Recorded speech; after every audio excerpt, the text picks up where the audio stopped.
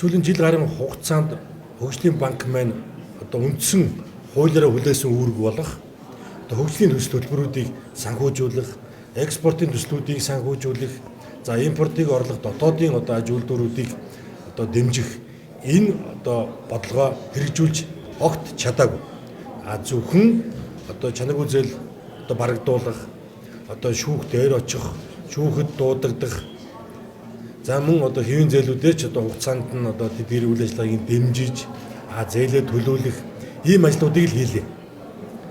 За хэдийгээр одоо хөгжлийн банкны 22 оны жилийн баланс аудитлагдаад ашигтай гарсан хэдий ч за энэ мэн бол одоо яг банкны одоо үндсэн үүрэг болох одоо хүүгийн зөрүүн дээрээс цэвэр хүүгийн зөрүүн дээрээс ашигтай ажилласан зүйл бол огтоос биш.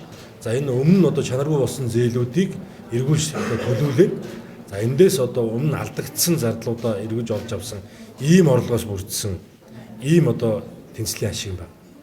За хэрвээ цаашдаа тус банк нь одоо хуулиар олгогдсон хэвийн үйл ажиллагаа явуулаад зээл олгоод хөгжлийн зээл төслүүдийг санхүүжүүлээд ингээд ашигтай ажиллахгүй бол за өнөөдрийн байдлаараа бол цаашдаа одоо удаан үргэлжлэх бас боломжгүй юм. За тийм учраас өнөөдөр засгийн газраас ямар одоо бодлогын чиглэл гаргасан бэ гэхээр за энэ жилийн хувьд ямар ч байсан одоо байгаа удирдлагууд цаашд үйл ажиллагаагаа үргэлжлүүлээд за үлдсэн одоо хөгжлийн банкны хүндрэлтэй асуудлуудаа одоо шийдээд за энэ дээр мэдээж одоо сангийн яам одоо онцгой хамтарч ажиллах ийм цаг үе бас тулж ирж байгаа. Ингээд одоо оны эцсээр хөгжлийн банкны тэнцлийг одоо дахиж сайжруулад, аудитлуулад за цаашдаа одоо яг жинхэнэ хуулийнх нь одоо хүрээнд хөгжлийн санхүүжилтүүдийг хийдэг, засгийн газрын одоо хөгжлийн бодлогыг дэмжиж ажилладаг. За мөн одоо Монгол улсын төлбөрийн тэнцэл, ойрын хугацааны одоо хөгжлийн бүхэл одоо асуудлууд дээр одоо оролцож ажилладаг.